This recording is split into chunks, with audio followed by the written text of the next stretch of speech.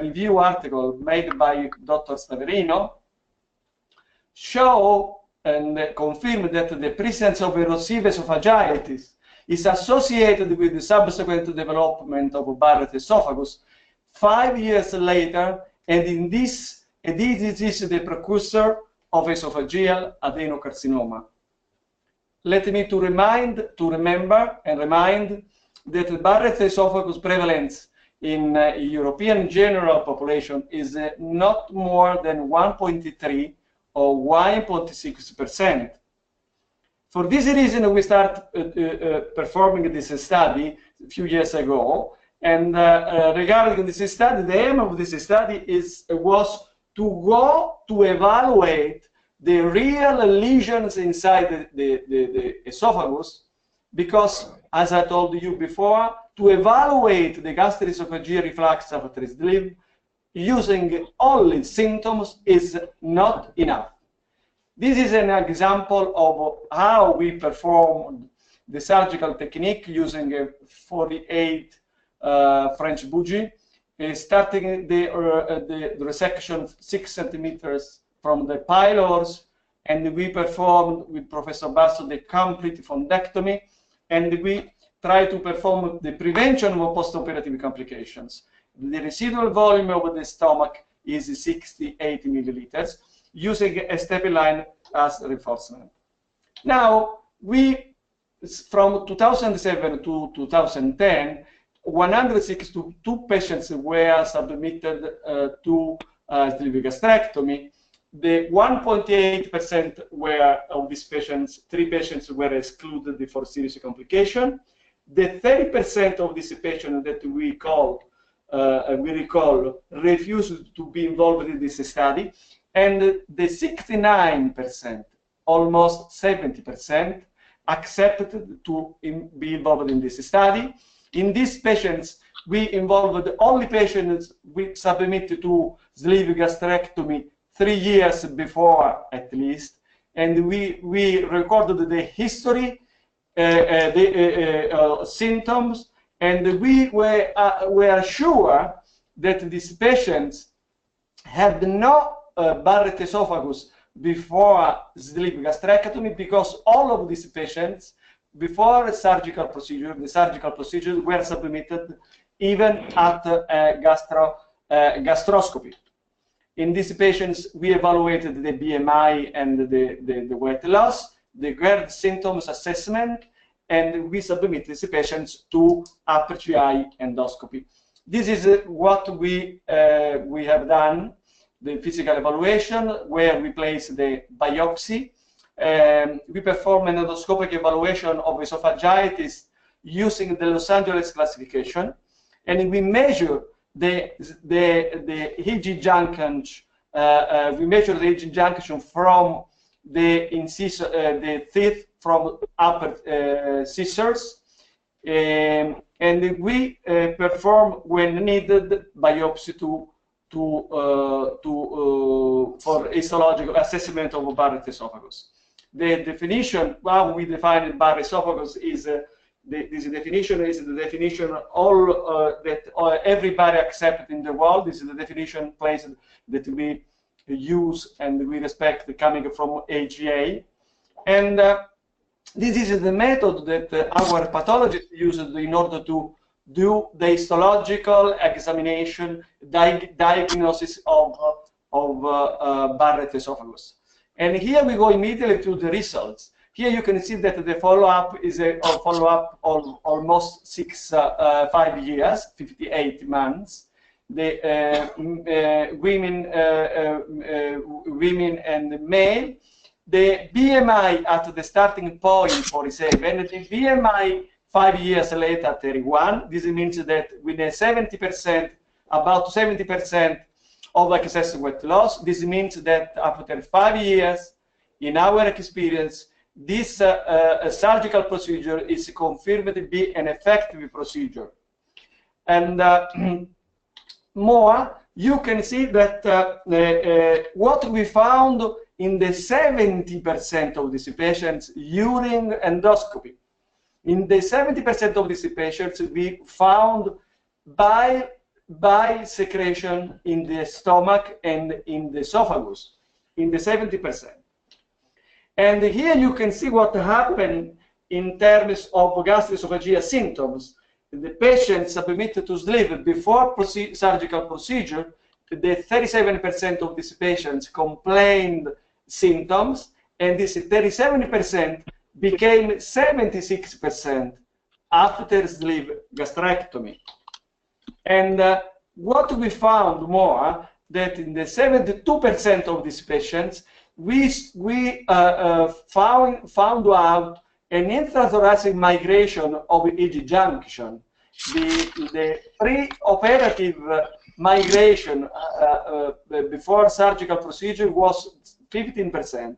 After sleep, the EG junction migrated intrathoracically in the 72%. Here you can see the zeta line migrated 3.9 centimeters upward the pillar of the diaphragm. But what we found out more, and this is the esophagitis that you can see here, B esophagitis, class C of esophagitis, and class D of esophagitis in the 22.6% of these patients. On the right side, you can see something of some picture of what we found. But I think that sometimes the pictures can speak more than words. And you can see what we found out in this patient. Look at this esophageal ulcer, or look at these other ulcers, or this situation, or situation like this. I don't see a lesion like this. This is an example of a metal clip that I was forced to place after performing the biopsy of EG junction. Here you can see other situation, bile or waste bile. This is a retroflexion view of remnant of the stomach and the esophagus. And for this reason, we perform, as I told you, EG junction at EG junction biopsy, and we found a Barrett esophagus in 19 on 110 patients. This means 17.2 patients, but without dysplasia at that time, without dysplasia. Now, this is some example of Barrett esophagus. Over last 3 years, we have performed, of course, the follow-up of this patient, giving this medication, proton pump inhibitors, anti-acid wall protection, and bile acids like, for example, ursodeoxycholic acid. We performed the endoscopic control per year, and two times per year, we met the patient in our offices. What we found after 3 years is what you can see. In 2014, Barrett esophagus without dysplasia. In 2017, not 20,000, so sorry. In 2017, 2 patients developed a low-grade dysplasia, 10.5%. Let me to underline that the Barrett esophagus subject had a cumulative risk of progression of 7% at 10 years and increased risk of death from esophageal adenocarcinoma. Professor Prager, few weeks ago, published on obesity surgery, this paper that everybody knows. This study, the conclusion of this study is this study shows an increase in Barrett esophagus from 0% preoperatively to 14%, three patients, over the course of the follow-up period. Interestingly, 2 of these patients do not suffer from GERD, and only one has symptomatic reflux. In comparison, Barrett's metaplasia can be found in 1.6% of the average population. And well, this study shows an increased risk. Let me to tell you what Professor Prager suggests us. In any case, gastroscopies of the gastroesophageal junction at regular intervals should be integrated in routine sleeve gastrectomy follow-up to detect Barrett's metaplasia in times. This is what the suggestion of Professor Pagretti. Conclusion. Sleeve gastrectomy is a confirmed long-term effective procedure. Barrett esophagus can progress despite medical therapy. In patients with the Barrett esophagus, after sleeve gastrectomy, a very close follow-up is mandatory. In order to reduce the reflux and its complication, a change of surgical procedures, I think, is needed. Albert Einstein tells us, the measure of intelligence is given by the ability to change when it is needed. Thank you so much. Great. Well, thank you very much. Manuela, can you turn our webcams back on? Yes. Yes. As we're starting to, I think when I read your paper and your work, and then started seeing collaborators with greater than 10-year long-term follow-up in the sleeve, and seeing how this problem with de novo reflux, de novo Barrett's, and now going on to at least low-grade dysplasia, it seems as though the progression is much quicker than we would see a normal non-obese, non-operated reflux. Is this your impression too, Professor Tenko? Yes, it is. It's Jack, are you online? Me? Yes, we can hear you. Oh, Professor Himpel. Okay.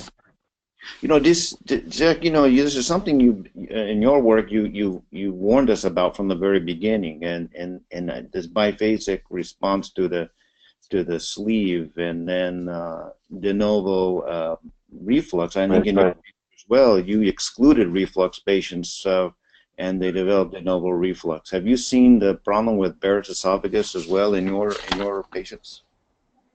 No, for the simple reason that we don't do systematic endoscopy, and we should. In our follow-up policy, we don't do endoscopies, but we should.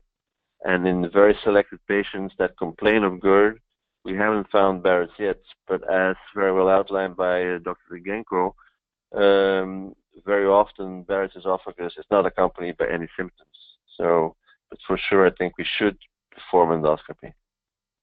I'm wondering if, the other thing that I thought was very interesting is the presence of bile reflux. Yeah. A lot of bile within the sleeve, which is something very interesting to me. We know, of course, bile in the esophagus is not a good situation. What is it about the sleeve that would promote more bile reflux? Anybody have any ideas on this? But may I ask a question? Because what strikes me is that in the paper it says it's bile-like fluid. So is it bile? Was it analyzed? Is it really bile? No, we didn't analyze. But I cannot think at a different secretion when I see during endoscopy a liquid with that characteristic of color.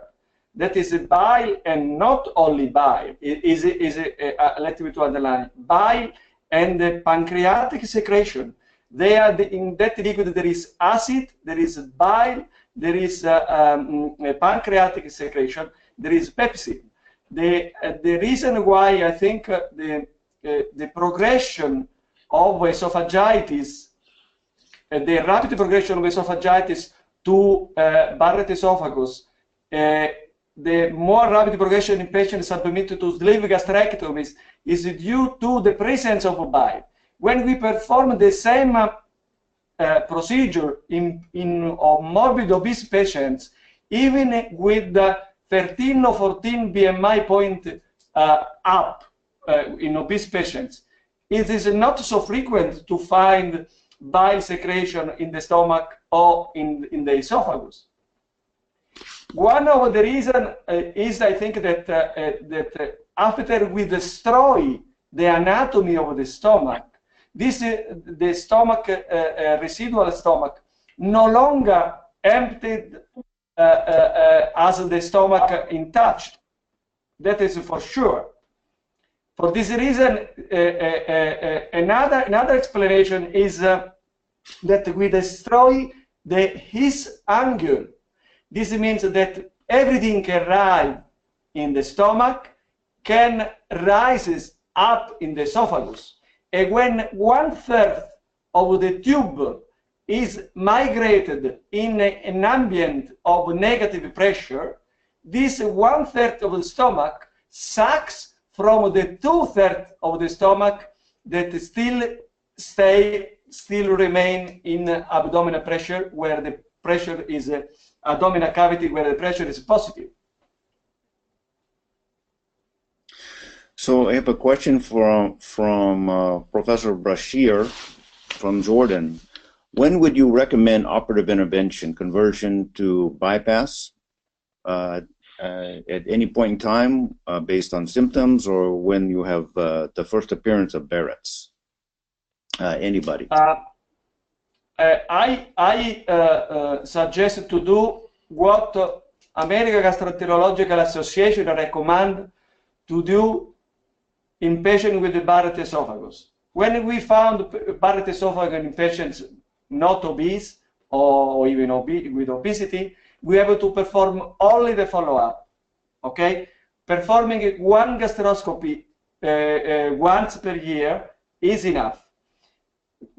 Performing one gastroscopy per year is enough because it gives us the possibility to detect early the modification of intestinal metaplasia to low-grade dysplasia or other dysplasia.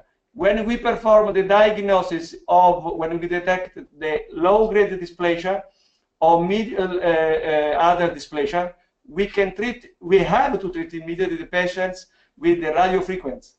So I think that when we perform a diagnosis of Barrett esophagus in patients with sleeve gastrectomy, we can wait, but we have to perform a very close follow-up. Amino, are you online? Yes, I am. Okay. So the question, this is a little bit different than we treat normal reflux, because the recommendations for low-grade dysplasia or non-dysplastic. Let's start with non-dysplastic Varus. The predominant finding we see is not to do routine endoscopy, but we are wondering, of course, whether or not this is a different type of Barrett's. It's a little more aggressive, and perhaps we need to have more aggressive follow-up recommendations, as what Professor Janko has said. Should we now do routine endoscopy every year when we see non-dysplastic Barrett's, or should we go with the College of Gastroenterology and not do routine screening for this until they become low-grade or high-grade dysplasia? I think that we have to start a very serious discussion with the gastroenterologist about how to follow and how to treat these cases. But for us, it's a routine to do preoperative endoscopy, and after the surgery, once a year, we used to do endoscopy in this case. Another issue that I think that we have to discuss is that I could see that the sleeve that Dr. Janko did is a very standard sleeve. It's 48 Buji, is 6 centimeters from pylorus, and I'm wondering about if we do 32 or 36 calibration tube, and we go very closer to pylorus, what kind of changes we will have in the result of the incidence of Barrett's? Will decrease or will increase? What do you think, Professor Janko? It is not so easy to answer your question. It's not so easy, because I don't know what happened performing a sleeve as you have told us now. Probably can reduce, but we have no data to answer your questions, Almino. it's very difficult for me to say something. Mufi, are you there? Yes. So what do you think about this? I mean, every country is a little bit different, and you know, follow-up is difficult in the best of circumstances. Or do you think it's practical to recommend routine endoscopy in all these patients? Sorry, couldn't hear you clearly. Well, I'm just saying, is it practical to recommend routine endoscopy in all patients post-operatively? Actually, we recommend pre-op endoscopies on all our patients, not only post-op. And all those patients who've had a sleeve and they are symptomatic, so we would recommend a surveillance endoscopy, especially with sleeves, because what Jenko said is quite correct. What we see is that most of these patients have a dilated GE junction. The hiatal opening is completely patulous and dilated. It's in more than 80 to 90% of our sleeves. We see a widely patulous GE junction. There is migration to the tune of around 70% where we see migration of the sleeve, just like he said. We do see a lot of B and C ulcers and esophagitis as well. We see a few of D. We've had only one patient with Barrett so far, diagnostically proven, without any dysplasia. I would say that if you get Barrett's esophagus proven, it would be worthwhile to go and convert it to a bypass, because you're not taking away the causative element of the reflux, whether it is bile-tainted pancreatic and acidic fluid, whatever is causing this Barrett's esophagus, it is going to continue to happen, because the sleeve is the refluxogenic operation which is causing it. So I would say that it's better to be more aggressive in such a case rather than be as conservative as the gastroenterologists believe, because I think post-sleeve, some of our patients might progress further and faster to adenocarcinomas of the esophagus rather than just common reflux in non-obese patients. Okay, I want to build some consensus here, now, because it's really interesting to me that in our survey that we had a higher incidence of individuals stating that Barrett's is a contraindication to sleeve, but not quite as high that routine endoscopy is necessary prior to sleeve gastrectomy. And that doesn't make sense to me, but it seems to be consistent in almost every survey in every venue. Is there any dissension that routine endoscopy should be mandatory prior to sleeve gastrectomy? Because I think we all agree on this, yes? Yes. Any name? Okay. Well, I agree with that, but there's literature that argues against it. When you look at the literature, most papers say that it's not economically sound to do that, to do an endoscopy pre-op, because of the relative benefits of what we found in endoscopy. I see, the actual incidence of the thing on a population base. But as a patient, would you want to have an endoscopy? No, I submit all my bariatric patients to an endoscopy preoperatively. And then we can, and based on this, as well as the nice meta-analysis that put together, summarized all the literature on sleeve and reflux, there seems to be the reflux symptomatology does not correlate with the pathology as well, right? So we cannot go. That's the most scary finding. Okay. What about manometry? What about high definition impedance in manometry? Is there a role for this in these patients? If I may answer, Kelvin, I believe that manometry, in my experience with my gastroenterology teams, is selectively used, is obviously prospectively performed in studies, but without studies in the clinical thing. We believe that manometry can be useful in controversial cases. It's quite obvious that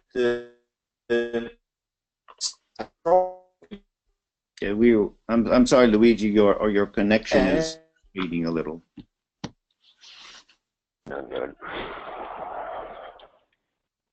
Okay, so pre-op evaluation. What about the contraindication? Is Barrett still an absolute contraindication to performing sleeve gastrectomy? Luigi, Yes. what do you think? No, I think that if is Barrett is there, for me it's a contraindication, and I strongly suggest preoperative gastroscopy to all my patients. One other things I want to add: if a patient with Barrett or erosive esophagitis after sleeve come to my attention, I do indicate Roux-en-Y gastric bypass. Okay, Mufi, Barrett's esophagus, not absolute contraindication sleeve? Yes, for me, anything above grade C esophagitis, Barrett's of coursingly, it's an absolute contraindication. Anything above grade C for me would be also a contraindication, including a hiatal hernia on Hill's classification of more than grade 3. I would put it as a contraindication for sleep. All right. Well, there's a lot of questions about, okay, so how do we're going to do a sleeve. How do we prevent reflux? What is the best way? Is it based on dissecting the hiatus, doing a hiatal hernia repair? You know what? It was interesting, Alfredo, I wasn't understanding so much this migration of the lower of the LES. Is that truly a hiatal hernia? And would it be advisable then, if this is contributing to the reflux problem, to fix the esophagus to the hiatus? I think Charlie Miller said that he fixes the GE junction to the left crus to prevent this migration. What do you think? Does this help? Yeah, I think that we have to do all our efforts in order to keep the EG junction in abdomen, in positive pressure ambient. In order to do this, we have to invent something. Probably, if we go to study something of the old surgeons when they performed something to fix the stomachs, the fundus, in order to avoid the reflux, maybe an idea. I think that we can try different techniques. One of these techniques is probably to try to maintain a small part of fundus in order to keep the his angle in its side. This is maybe one possibility. I don't know what happens if we leave a small part of the stomach in order to respect and to keep his angle inside, in the right side. I don't know what happens in terms of metabolic effect. For example, I don't know what happens in terms of ghrelin reduction in secretion. I don't know what happened, but we should try. But the key point is for me to keep the EG junction in abdomen and to avoid the migration in the thorax. Hey, Dr. Hibbins. So yes.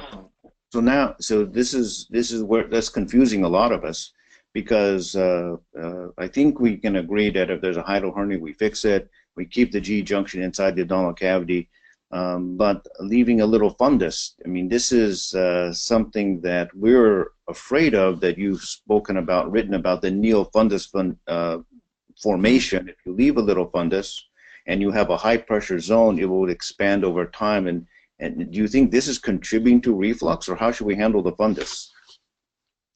Well, as I tried to explain in that paper in the Annals in 2010, I think if you keep a little part of the fundus, I think invariably it will dilate, and will actually, I think, more promote GERD than anything else. So I personally am not in favor of that.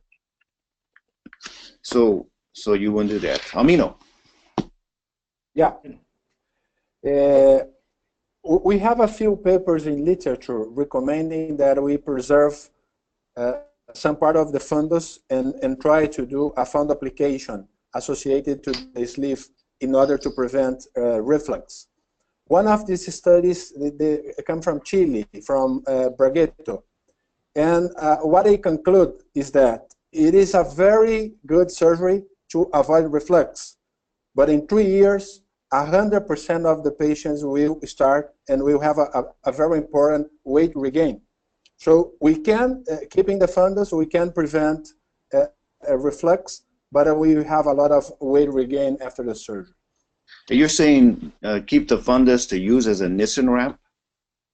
Yeah. Does anyone have experience doing a sleeve and Nissen together? We've seen some reports, but I haven't seen much literature. Luigi, Mufi, have you seen this? No? Okay. I've seen some patients who have had conversion of a Nissen to a sleeve, keeping the Nissen intact. That's wrong. The only ones I see are the ones that don't do well. So. It's totally wrong, a failed Nissen fundoplication in obese people to be converted in sleeve.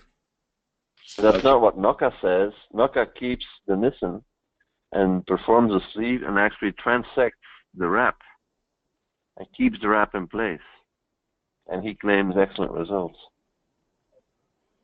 Good. Okay, so... Shall I make a... Can you hear me or still bad connection? Yeah.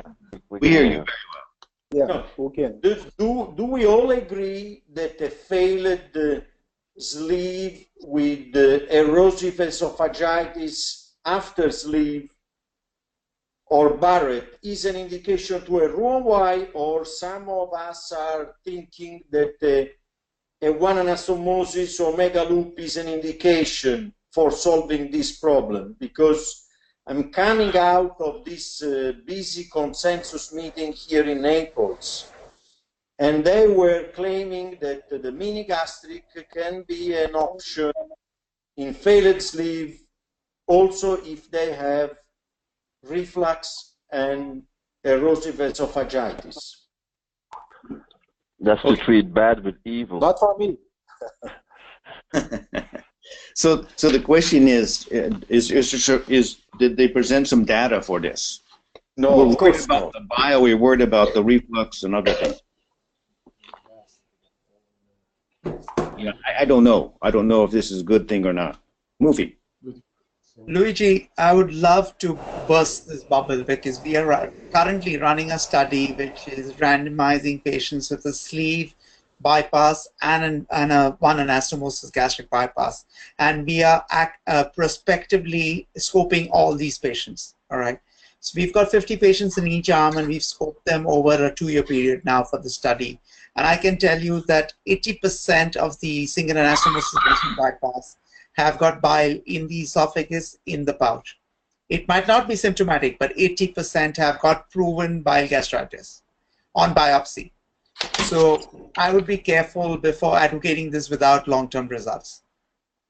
But you know, Mufi, that the people who are in favor of the the single anastomosis bypass claim that when you have bile refluxing into the esophagus, that means that the pouch is not good, that you didn't do a real good job.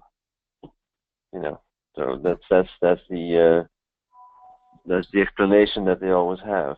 I think so. Professor Suter is chiming in. He thinks that the regular Roux-en-Y is better than doing the one anastomosis or mega loop bypass.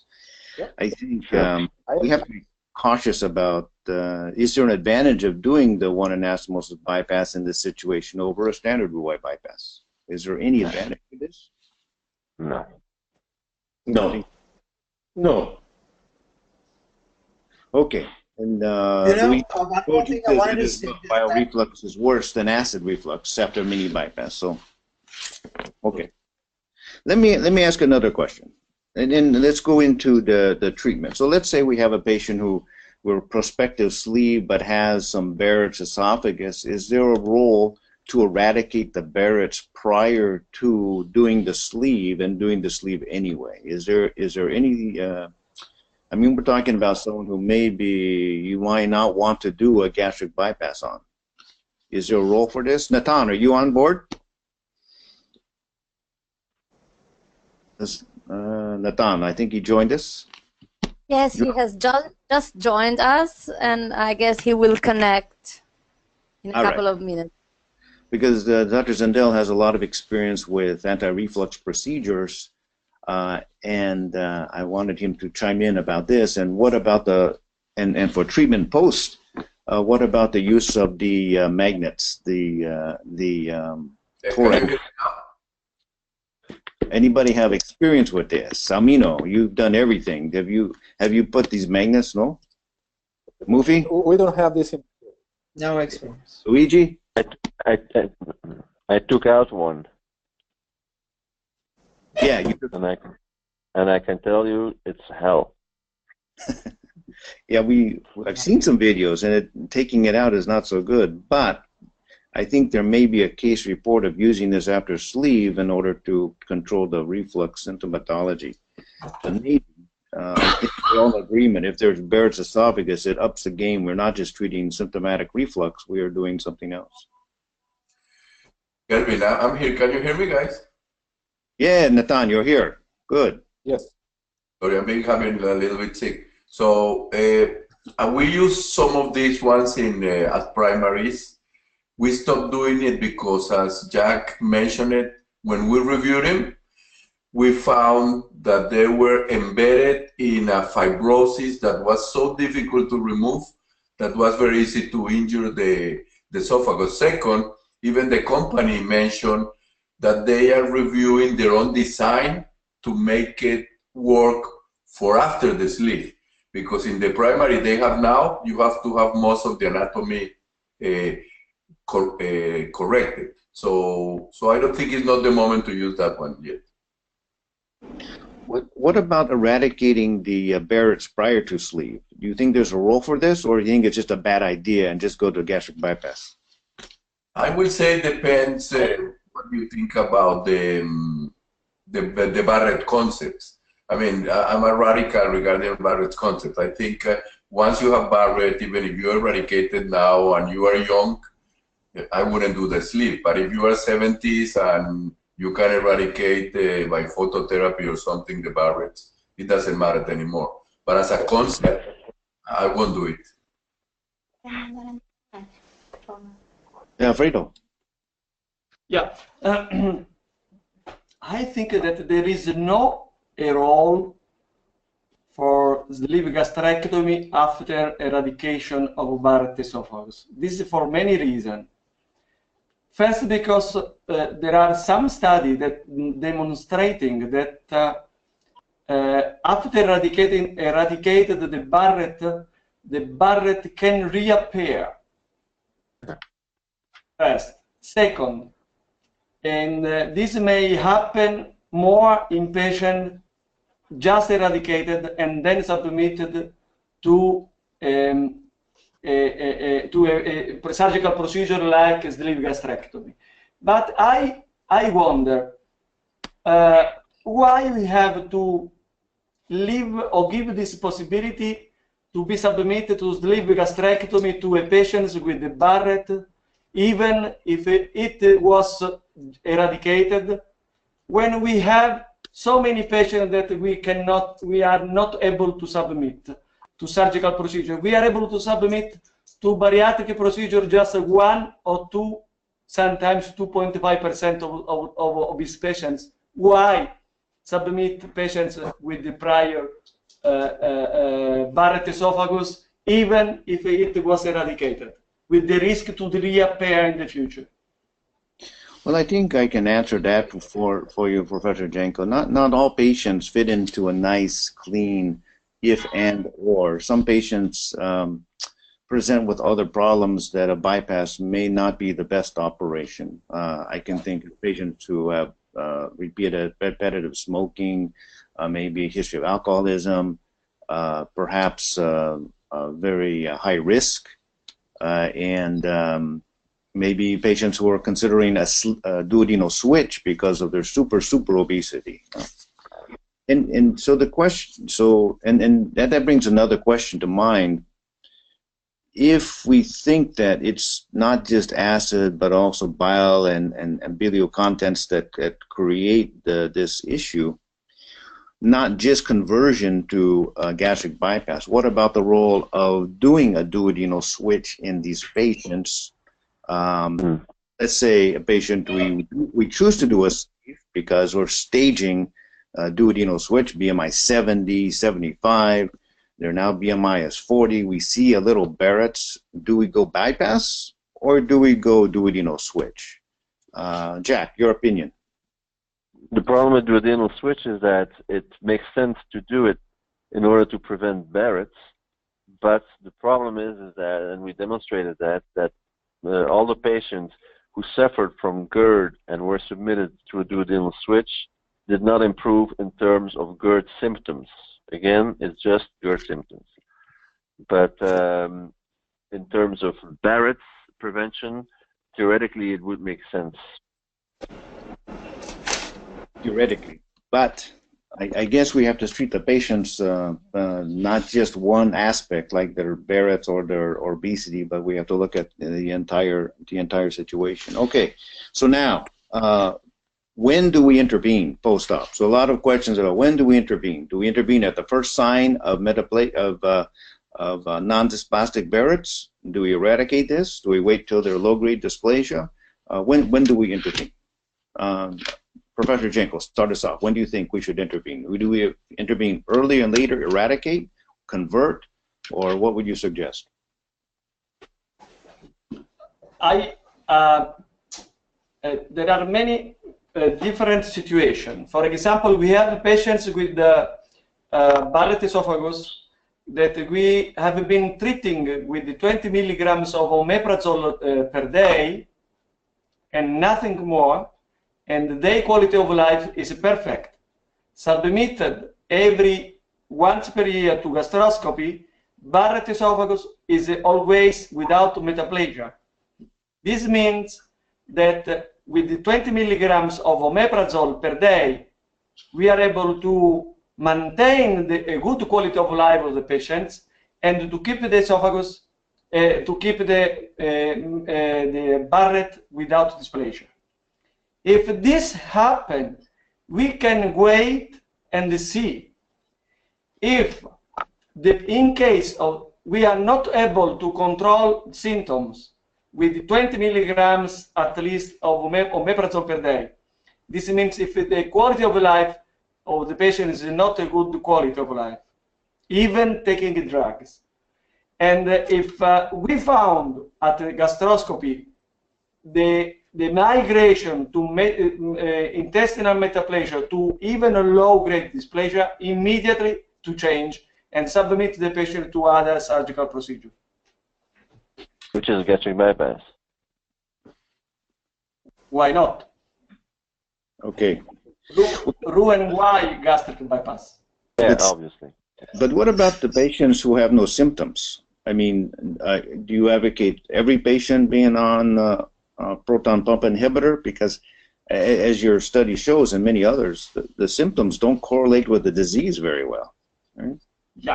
Yeah. In a case like this, we have to use, even use proton pump inhibitors, in this case, not to control symptoms, but to avoid the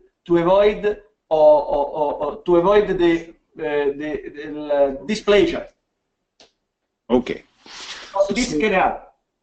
So let's decide. We are going to do in pre-op endoscopy on every patient. Yes. High definition manometry. Still, we have to study, see if it's cost effective. Patients don't like it very much. To prevent, I'm still not understanding how to totally prevent this problem. We're going to leave a little bit of fundus, but not too much fundus. And we're going to make the sleeve, I mean, the closer we get to eradicate the fundus, of course, we seem to see higher leak rates encroaching upon the esophagus. Is there really has it been proven that fixing a hiatal hernia prevents reflux? Natan, you there? Does fixing a hiatal hernia prevent reflux and sleep? No, I wish. This is the concept I have with the sleep, and this is the problem. Sometimes people think I'm anti-sleep, but I'm not, because I think sleep is a very good operation. But the success of the sleep is in a balance, and the line of that balance, I think, is very small. If you want big success, the sleep has to be not that wide. It has to be very well done in a very well selected patient. But if you do it not that wide, then you start to have the strictures, the reflux, the leaks, and the complications. So the better results in weight loss are the more close you are to complications. So I think the sleep has been abused, and my biggest problem, especially that we have here in the US, is that with this concept that we don't need endoscopy to everybody, you think that they are not doing endoscopy before the sleep. You think they're going to do a follow-up with endoscopy after the sleep? If they're fighting, do it before the sleep.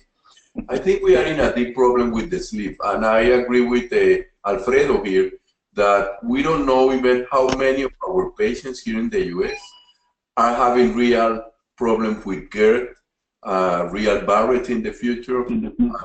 We will never know. Somebody will do a research, but nobody will do it routinely. And that's what I rather have, doing bypasses for my patients with severe GERD and all my patients with Barrett, because nobody's going to pay for that follow-up.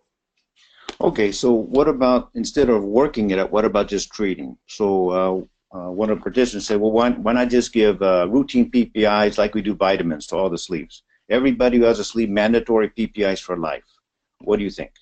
Well, that's crazy, because there are a new report that it was published 3 days ago, and the new report says that the chronic use of PPIs decrease your chance of being alive like for 5 or 6 years. So you die early and you have more complications in surgery if you use chronic PPIs. So using any medication has implications in the future. And the cost of using PPI. So are you going to tell me that using PPI the rest of your life is much cheaper than doing an endoscopy a year or 2 years or 5 years later? So I disagree. I don't know what, everybody gives PPIs 2-3 months after surgery, but for life, I think it's crazy. But it seems as though the incidence of PPIs after sleep is very high, for better for worse, without much working up.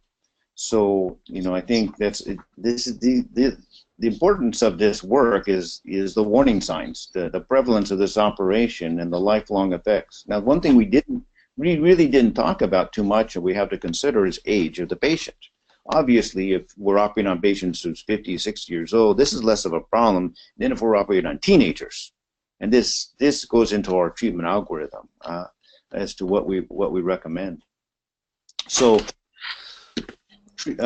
prevention, what about, I still don't have an idea of how to follow up. I think we all agree that certainly going by symptoms is not good enough, because most of these patients don't have symptoms, and that routine follow-up, routine endoscopy follow-up, which if patients aren't getting routine endoscopy pre-op, then how are they going to do post-op? But that doesn't matter. We need to set the stage for the unknown. So if we're going to recommend routine endoscopy post-op, at what interval? Should it be at every year? Should it be 1, 5, and 10, 1, 5, and 8? What? I'm going to ask Alfredo, what do you think? What should the routine for everyone in the world be for routine follow-up? Yeah, I tell you what we are doing. We are submitting our patients to gastroscopy once per year. But this not because I believe that one gastroscopy per year is needed, but we want to understand what happened in these patients. For this reason, we need to go to see inside to take biopsy, because we are learning in this moment. Nobody knows what happened. I think that it's mandatory to keep patients under PPI. And because in order to avoid the complication, important complication, we have to keep this patient on PPI. Because if we treat the patient with the PPI, after 1 year, I don't find lesions in the stomach for this reason. Interesting. So routine PPIs, yearly follow-up. Mufi, what do you think? If you do get reflux symptoms, I think PPI is a must. You will have to give it. But how long is enough is what we need to decide. Because like Nathan said, long-term PPIs has its own side effects. We've also seen a lot of patients who've come on pre-op endoscopies. Like I said, we do routine pre-op endoscopies. And they have a lot of these polyps in the stomach. And that's because of chronic PPI use. Which most gastroenterologists say is a very routine thing that they do see. So what are the side effects of long-term PPIs? Only time will tell, because a lot of these patients will get onto long-term PPIs. I think we should collectively take a call that if the reflux symptoms persist beyond a particular point of time, whether it's 1 year, 3 years, or 5 years, you would say enough is already too much, and probably recommend a gastric bypass rather than continuing with giving PPIs beyond that. So we're coming to a close. I mean, this has been very, very interesting, exciting for me. First of all, to have all of you here and having this conversation is great. I'm sorry for all the people online who are asking questions. They're all great questions, but it is difficult to work them in. I hope we covered everything. I want to give each of you a closing statement, and then Alfredo, you're going to be closing us out. You'll have the end word. You'll get the last word. Nathan, any closing comments that you have? Yeah, I think the most important thing is either that the sleeve gastrectomy is the new girl in town and everybody's pushing to do sleeve in everybody. I think there are many considerations before performing a sleeve, and GERD has become the worst problem after the sleeve. So select your patients better, and endoscopy money is a well-spent money, and find a way to follow your patient if you decide to do a lot of sleeve with patients with reflux. Amino. I think very simple. With this kind of patient. I think that endoscopy preoperatively is mandatory. I think that if I have a patient with reflux more than C, as Murphy said, I would recommend a Roux-en-Y gastric bypass for this patient. And we used to do endoscopy once a year.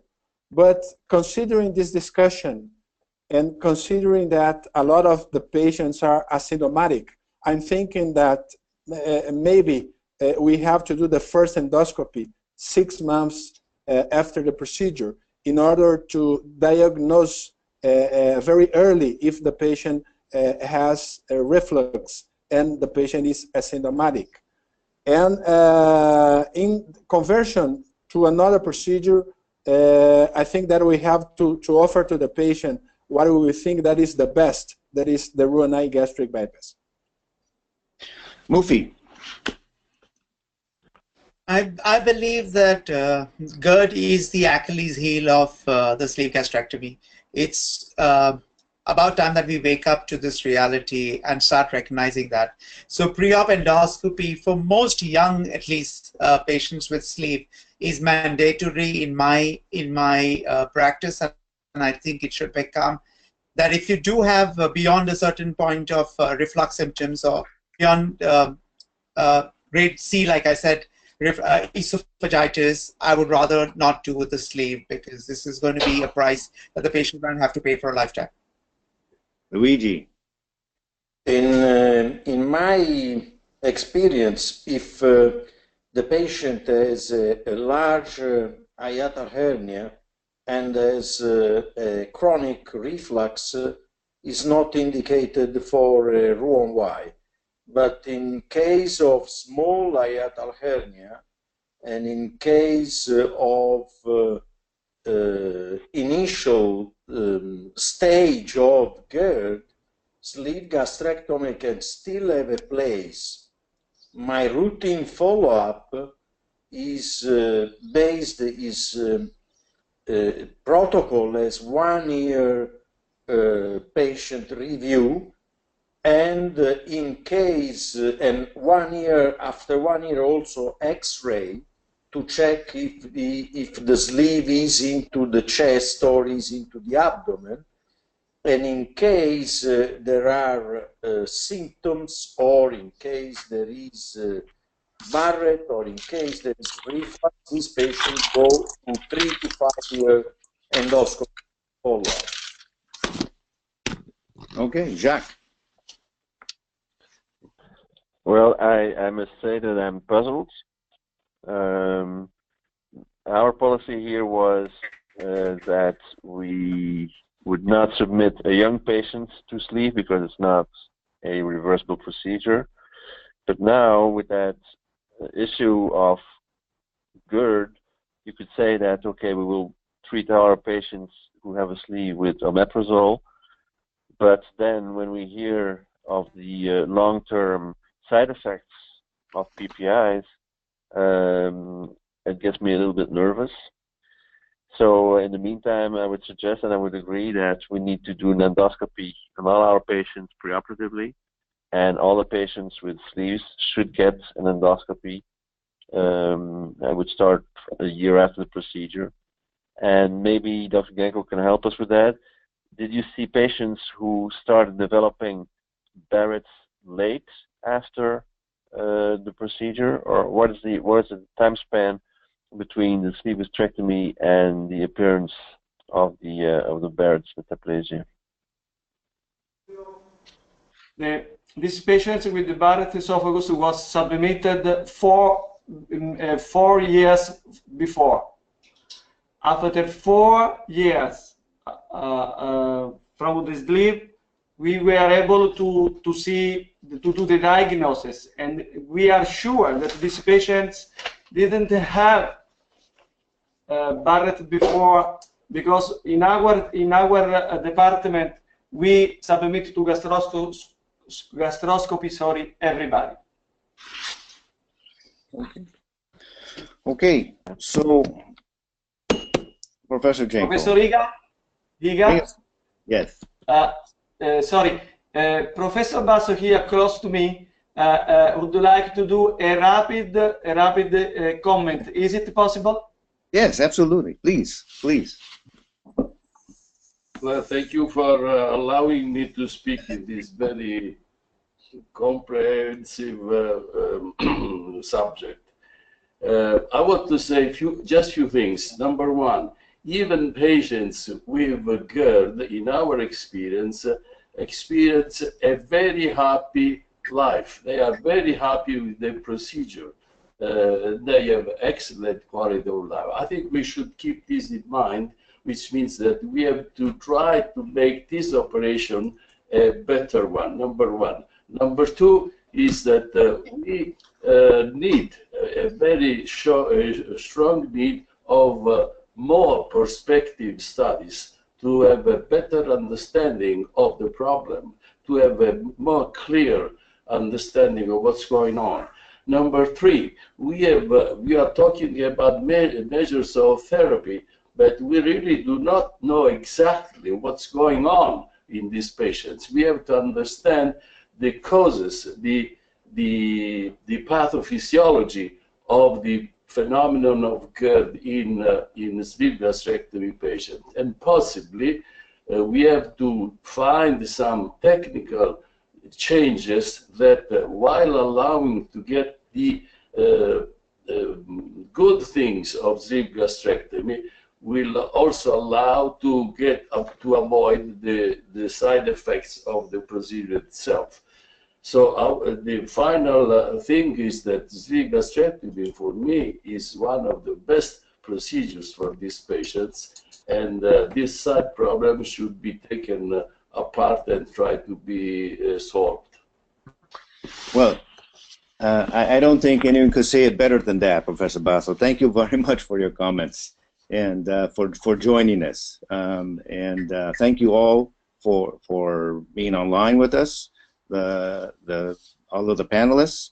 And a special thank you to Abderrahman Namiri, the chair of our communications committee, who set all of this up. And he's been online listening.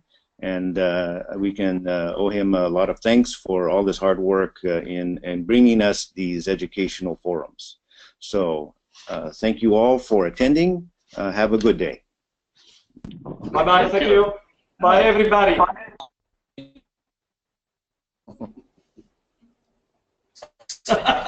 Nathan!